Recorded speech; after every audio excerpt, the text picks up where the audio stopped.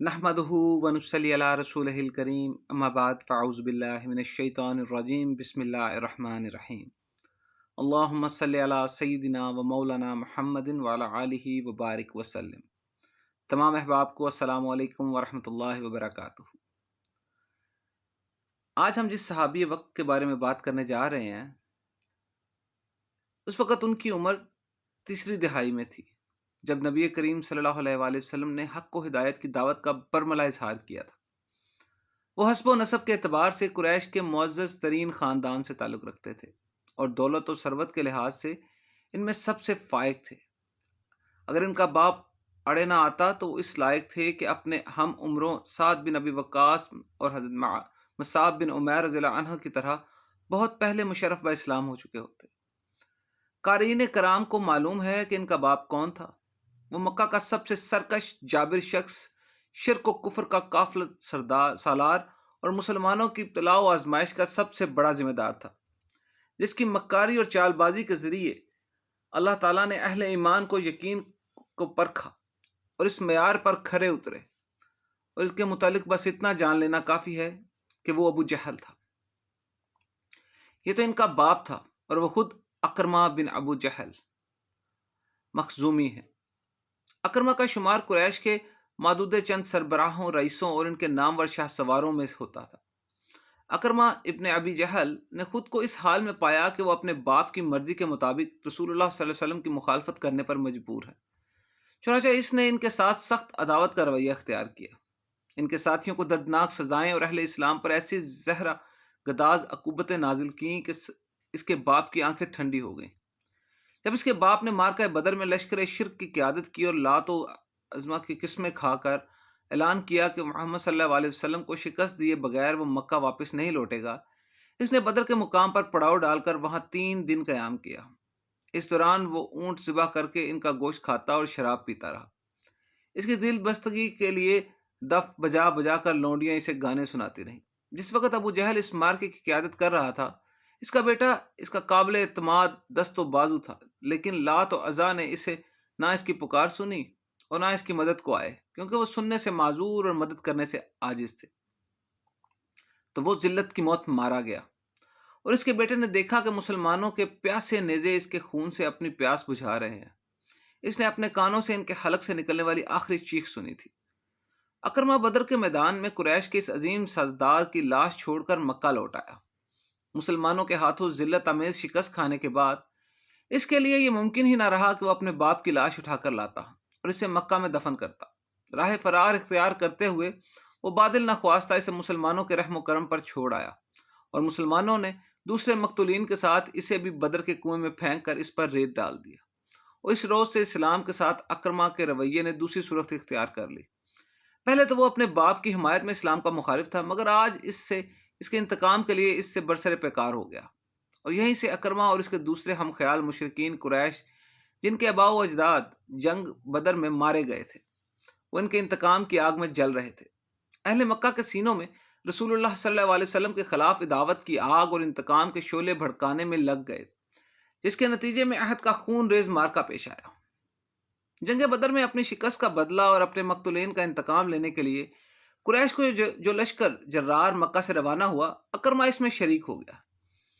اس نے اپنی بیوی ام حکیم کو بھی ساتھ لیا تاکہ وہ ان عورتوں کے ساتھ شامل ہو کر صفوں کے پیچھے کھڑی ہو جائے، اور جب جانبازان قریش میں شکست کے آثار نظر آئیں تو وہ دف بجا بجا کر انہیں قتالی پر برانگیزا کرے اور ان کے میدان جنگ میں ثابت قدم رکھنے کی کوشش کرے۔ قریش نے اپنی فوج کے گھڑ سوار دستے کی قیادت کے لیے اس کے میمنہ پر خالد بن ولید اور میسرہ پر اکرمہ بن ابی جہل کو متعین کیا۔ اس روز دونوں مشرک سالاروں نے جرت و شجاعت اور مردانگی اور جوان مردی کے ایسے جوہر دکھائے کہ قریش کا پلہ حضور اکرم صلی اللہ علیہ وسلم اور ان کے اصحاب پر بھاری ہو گیا، اور اس نتیجے میں وہ فتح و کامرانی سے ہمکنار ہوئے، جس پر ابو سفیان فرت مشرف سے چیخ اٹھا کہ یہ جنگ بدر کا بدلہ ہے۔ غزوہ خندق کے موقع پر مشرکین نے مدینے کا محاصرہ کر رکھا تھا۔ جب محاصرے سے کافی طول کھینچا تو اکرمہ کی قوت برداشت جواب دے گئی اور وہ محاصرے کی طوالت سے بددل ہو گیا۔ آخر اس نے خندق کے ایک تنگ حصے کو تاکا اور اپنا گھوڑا کدا کر اس سے پار جا پہنچا۔ جب جری سواروں نے اس کی اقتدا کی اور وہ بھی اس کے پیچھے خندق عبور کر کے دوسری جانب پہنچ گئے، ان میں سے عمرو بن ادود عمری مسلمانوں کے ہاتھوں مارا گیا، لیکن اکرمہ نے راہ فرار اختیار کی اور وہ اپنی جان بچانے کے لیے واپس کامیاب ہو گیا۔ اور فتح مکہ کے موقع پر جب قریش نے دیکھا کہ محمد صلی اللہ علیہ وسلم اور ان کے اصحاب کے سامنے ان کو تاب مقام مقدم نہیں ہے، تو انہوں نے طے کر لیا کہ ان کے راستے سے ہٹ جائیں۔ یہ فیصلہ انہوں نے اس لیے بھی کیا کہ یہ بات معلوم تھی ہوئی کہ رسول اللہ صلی اللہ علیہ وسلم نے اپنی فوج کے سالاروں کو یہ حکم دے رکھا ہے کہ وہ مکہ کے عام باشندوں سے کسی قسم کا تعارض نہ کریں، وہ صرف انہی لوگوں سے جنگ کریں جو ان سے لڑے۔ لیکن اکرمہ اور اس سے کچھ ہم خیال ساتھی قریش کے اس فیصلے کے علی الرغم جنگ کا ارادہ لیے مکہ سے نکل پڑے اور مسلمانوں کے لشکر جرار کے سامنے جا ڈٹے، لیکن حضرت خالد بن ولید ایک معمولی جھڑپ کے بعد انہیں شکست دے کر بھاگنے پر مجبور کر دیا۔ اس جھڑپ میں ان کے چند آدمی مارے گئے اور باقی میدان چھوڑ کر بھاگ نکلے۔ مفرورین میں اکرمہ بن ابو جہل بھی شامل تھا۔ اس وقت وہ سخت حیران اور سراسمگی کے دوچار تھا۔ اہل مکہ کے مسلمانوں کے سامنے سرنگوں ہو جانے کے بعد اس کے لیے وہاں کوئی جائے پناہ نہیں رہ گئی تھی۔ رسول اللہ صلی اللہ علیہ وسلم نے قریش کے ان تمام جرائم کو معاف کر دیا جو انہوں نے آپ کے مقابل میں کیے تھے، البتہ اس عام معافی سے چند مجرموں کو مستثنی قرار دیا اور نام لے کر حکم دیا کہ انہیں قتل کر دیا جائے، خواہ وہ غلاف کعبہ میں چھپے ہوئے ہی کیوں نہ ہوں۔ ان لوگوں میں اکرمہ بن ابو جہل کا نام بھی سر فہرست تھا، اس لیے اپنی جان کے خوف سے وہ چھپ کر مکہ سے نکلا اور یمن کی طرف چل پڑا، کیونکہ اس کے علاوہ وہ کسی دوسری جگہ پناہ لینے کی امید نہیں تھی۔ اکرمہ کی بیوی ام حکیم اور ہند بنت عتبہ 10 دوسری عورتوں کے ساتھ نبی کریم صلی اللہ علیہ وسلم سے بیعت کرنے کے ارادے سے آپ کے قیام گاہ میں پہنچی۔ اس وقت 2 ازواج مطہرات آپ کی ساجزادی حضرت فاطمہ زہرا رضی اللہ تعالی عنہا اور خاندان عبد المطلب کی چند خواتین آپ کے پاس موجود تھیں۔ اس موقع پر ہند نے اپنا چہرہ نقاب میں چھپا رکھا تھا۔ اس نے گفتگو کا آغاز کرتے ہوئے کہا معذرت، اے اللہ کے رسول صلی اللہ علیہ وآلہ وسلم، اللہ کا شکر ہے کہ اس نے اپنے پسندیدہ دین کو غالب کر دیا۔ میں آپ کے ساتھ اپنے نبی اور خاندان قرابت کا واسطہ دے کر آپ سے خیر اور حسن سلوک کی خواستگار ہوں۔ میں آپ کی تصدیق کرنے والی ایک مسلمان عورت ہوں۔ پھر اس نے اپنے چہرے سے نقاب سرکاتے ہوئے کہا، رسول اللہ صلی اللہ علیہ وسلم سے میں عتبہ کی بیٹی ہند ہوں۔ تو رسول اللہ صلی اللہ علیہ وسلم نے کہا، میں تمہیں مرحبا کہتا ہوں اور تمہارا خیر مقدم کرتا ہوں۔ اس نے پھر کہا، بخدا اے اللہ کے رسول، آج سے پہلے روئے زمین پر کوئی ایسا گھر نہ تھا جس کی ذلت اور رسوائی مجھے آپ صلی اللہ علیہ وسلم کے گھر کی ذلت اور رسوائی سے زیادہ پسند ہو، مگر اب یہ حال ہے کہ دنیا کا کوئی گھر میرے نزدیک آپ صلی اللہ علیہ وآلہ وسلم کے گھر سے زیادہ معزز نہیں ہے۔ اس کے بعد اکرمہ کی بیوی ام جمیل کھڑی ہوئی۔ اس نے پہلے تو اپنے آپ کا اظہار کیا، پھر یوں گویا ہوئی، اے اللہ کے رسول، اکرمہ اس خوف سے بھاگ گئے ہیں کہ آپ انہیں قتل کر دیں گے۔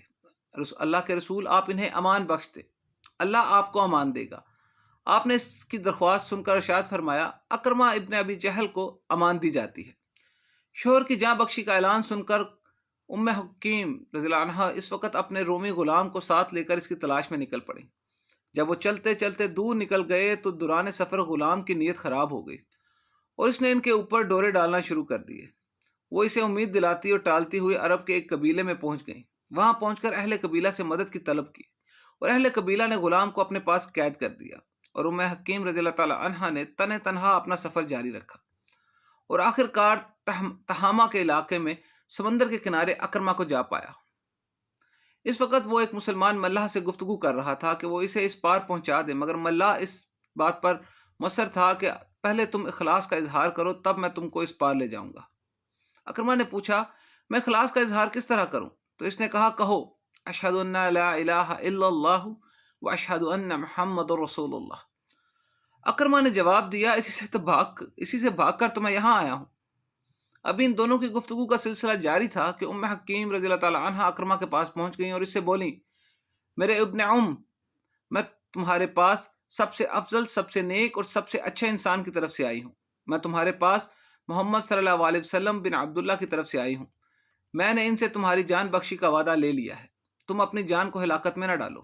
اکرمہ نے پوچھا، کیا تم نے خود ان سے بات کی؟ انہوں نے جواب دیا، ہاں میں نے خود بات کی اور انہوں نے تم کو امان دے دی۔ وہ برابر اسے اس کی جان بخشی کا یقین دلاتی رہی، یہاں تک کہ وہ مطمئن اور اس کے ساتھ واپسی پر رضامند ہو گیا۔ دوران راہ انہوں نے غلام کی اس خباثت نفس کا ذکر کیا جو اس کے سفر کے دوران کی تھی، اور اکرما نے مسلمان ہونے سے پہلے وہاں پہنچ کر اسے قتل کر دیا۔ اثناء سفر میں جب وہ دونوں ایک منزل پر رکے تو اکرما نے بیوی سے خلوت کی خواہش ظاہر کی، لیکن انہوں نے سختی سے انکار کرتے ہوئے کہا، میں ایک مسلمان عورت ہوں اور تم ابھی مشرک ہو۔ اکرما نے اس بات پر تعجب کا اظہار کرتے ہوئے کہا، وہ بات جو تمہیں میرے ساتھ خلوت سے روک دے یقیناً کوئی نہایت ہی بڑی بات ہوگی۔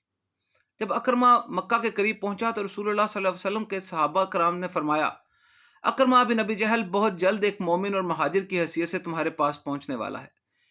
اس کے باپ کو برا مت کہنا، مردے کو برا کہنے سے زندہ کو اذیت پہنچتی ہے اور میت کو اس کی خبر بھی نہیں ہوتی۔ اس کے تھوڑی ہی دیر بعد اکرما اپنی بیوی ام حکیم رضی اللہ عنہا کے ساتھ رسول اللہ صلی اللہ علیہ وسلم کی مجلس میں پہنچ گیا۔ آپ صلی اللہ علیہ وسلم اسے دیکھتے ہی فرط مسرت سے اچھل پڑے اور چادر کے بغیر ہی اس کے استقبال کے لیے لپکے۔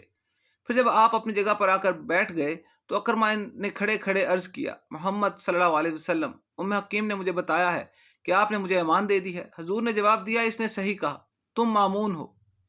اس نے دوران سوال کیا، اے محمد صلی اللہ علیہ وسلم، آپ مجھے کس بات کی دعوت دیتے ہیں؟ میں تمہیں اس بات کی دعوت دیتا ہوں کہ تم گواہی دو کہ اللہ تعالیٰ کے سوا کوئی دوسرا لائق عبادت اور پرستش نہیں ہے، اور اس بات کی کہ میں اللہ کا بندہ اور اس کا رسول ہوں، اور اس بات کی کہ تم زکوٰۃ دو۔ آپ نے ارکان اسلام گنواتے ہوئے فرمایا، بخدا آپ نے حق کی دعوت دی اور خیر کا حکم دیا، بخدا آپ اس دعوت سے پہلے بھی ہم میں سب سے سچے اور نیکوکار تھے۔ یہ کہہ کر اس نے بیعت کے لیے اپنا ہاتھ بڑھا دیا اور کلمہ شہادت پڑھ کر دائرہ اسلام میں داخل ہو گیا۔ اسلام لانے کے بعد حضرت اکرما رضی اللہ عنہ رسول اللہ صلی اللہ علیہ وسلم سے درخواست کی کہ اللہ کے رسول مجھے سب سے اچھی چیز بتا دیجیے تاکہ میں اسے برابر پڑھا کروں۔ اشہد ان لا الہ الا اللہ واشہد ان محمد عبدہ ورسولہ پڑھا کرو، آپ نے جواب دیا۔ بولے اس کے بعد کیا؟ فرمایا یہ کہو کہ میں خدا تعالیٰ اور حاضرین کو گواہ بنا کر کہتا ہوں کہ میں مسلم ہوں، مجاہد ہوں اور مہاجر ہوں۔ اور اکرما نے اس کو کہہ دیا۔ اس وقت آپ نے اس سے فرمایا کہ آج تم جو چیز مجھ سے مانگو گے وہ تمہیں عطا کر دی جائے گی۔ میں چاہتا ہوں کہ میں آپ کے ساتھ جتنی عداوت کی، جہاں کہیں بھی آپ سے مد مقابل اور آپ کے خلاف جو بات بھی، خواہ آپ کے روبرو پس پشت کہیں ہو، ان سب سے میرے لیے مغفرت کی دعا فرما دیجیے۔ اکرما نے زبان سوال کھولی تو رسول اللہ صلی اللہ علیہ وسلم نے دعا کی، خدایا ہر اس عداوت سے اکرما کی مغفرت فرما جو اس نے میرے ساتھ کی، اور معاف فرما دے اس کی ہر اس سرگرمی کو جس کے ذریعے اس نے تیرے نور کو بجھانے کی کوشش کی، اور درگزر فرما اس کی ہر اس حرکت کو جو اس نے میرے آبرو سے کھیلتے ہوئے میرے سامنے اور میرے عدم موجودگی میں کی ہو۔ اس دعا کو سن کر حضرت اکرما کا چہرہ خوشی سے دمک اٹھا اور انہوں نے کہا، اے اللہ کے رسول صلی اللہ علیہ وآلہ وسلم، خدا کی قسم آج سے پہلے اللہ کی راہ سے بندگان خدا کو باز رکھنے کے لیے جتنا مال میں نے خرچ کرتا رہا ہوں، اب آج کے بعد اسے خدا کی راہ میں اس سے دگنا خرچ کروں گا، اور آج سے پہلے خدا کے دین سے روکنے کے لیے جتنی قوت سے لڑتا رہا ہوں، آج کے بعد اس سے دگنی طاقت کے ساتھ راہ خدا میں لڑوں گا۔ اور اس روز سے مسلمانوں کی جماعت میں ایک ایسے شخص کا اضافہ ہوا جو میدان کارزار میں ایک شیر دل شاہ سوار اور مسجدوں میں ایک عابد شب و زندہ دار اور قاری قرآن تھا۔ وہ قرآن کریم کو اپنے چہرے پر رکھ کر خدا کے خوف سے روتے ہوئے بڑے والہانہ انداز میں کہا کرتے تھے، کتاب ربی کلام ربی۔ حضرت اکرما نے حضرت رسول اللہ صلی اللہ علیہ وسلم سے جو عہد کیا تھا اسے پورا کر دکھایا۔ اس کے قبول اسلام کے بعد کفر و اسلام کے مابین جو بھی مارکا پیش آیا اس میں ذوق و شوق کے ساتھ شریک ہوئے، اور مسلمان جب بھی کسی مہم پر نکلے اس میں آگے آگے رہے۔ مارکا یرموک میں تو حضرت اکرما نے میدان قتال کی طرف اس طرح لپکے جیسے کوئی تشنہ لب شدید گرمی میں ٹھنڈے میٹھے پانی کی طرف لپکتا ہے۔ ایک موقع پر جب مسلمانوں پر دشمنوں کا دباؤ بہت زیادہ بڑھ گیا تو وہ اپنے گھوڑے سے کود پڑے، تلوار کی نیام توڑ کر پھینک دی اور ننگی تلوار لے کر رومیوں کی صفوں میں گھسے۔ یہ دیکھ کر حضرت خالد بن ولید نے فوراً اس کے پاس پہنچ کر کہا، اکرما ایسا نہ کیجیے، اپنی جان کو خطرے میں نہ ڈالیے، آپ کا قتل ہو جانا مسلمانوں کے لیے نہ قابل برداشت اور نہ قابل تلافی سانحہ ہوگا۔ لیکن حضرت اکرما نے ان سے کہا، خالد ہٹ جاؤ، میرا راستہ نہ روکو، صحبت رسول اللہ صلی اللہ علیہ وسلم سے استفادہ اور خدمت اسلام میں تم کو میرے اوپر سبقت حاصل ہے۔ میں اور میرا باپ رسول اللہ صلی اللہ علیہ وسلم کے کٹڑ مخالف تھے، اور میں آخری دم تک اس مخالفت پر قائم رہا، اس لیے صحبت رسول کا شرف میرے حصے میں بڑی تاخیر سے آیا۔ مجھے چھوڑ دو، آج میں گزشتہ کوتاہیوں اور محرومیوں کی تلافی کر لینا چاہتا ہوں۔ پھر قدر توقف کے بعد فرمایا، میں بہت سے مواقع پر رسول اللہ صلی اللہ علیہ وسلم کے ساتھ جم کر لڑا کہ آج ان رومیوں کے مقابلے میں راہ فرار اختیار کر لوں، ایسا کبھی نہیں ہو سکے گا۔ پھر انہوں نے مسلمانوں کو پکارا، من یبا یل موت، کون ہے جو میرے ساتھ موت پر بیعت کرتا ہے؟ اس کی پکار پر تقریباً 400 مسلمانوں نے ان کے ہاتھ پر بیعت کی۔ ان بیعت کرنے والوں میں ان کے چچا حضرت حارث بن حشام اور حضرت زرار بن عزور بھی شامل تھے۔ ان لوگوں نے حضرت خالد بن ولید جو قائد لشکر کے خیمے کے گرد پیش سخت خون ریز جنگ کی اور دشمن کے بڑھتے ہوئے حملے کا بہترین انداز میں دفاع کیا۔ جب فضائے یرموک پر سے جنگ و قتال کے بادل چھٹے اور مسلمانوں کے عظیم الشان فتح کا آفتاب طلوع ہوا تو یرموک کی سرزمین پر 3 مجاہد زخموں سے چور پڑے ہوئے تھے، اور وہ تھے حضرت حارث بن حشام، حضرت عیاش بن ربیہ اور حضرت اکرمہ بن ابی جہل رضی اللہ تعالی عنہ۔ شدت تشنگی سے بے تاب حضرت حارث نے پانی مانگا۔ جب پانی ان کو پیش کیا جا رہا تھا، حضرت اکرمہ رضی اللہ عنہ نے بھی ان کی طرف دیکھا۔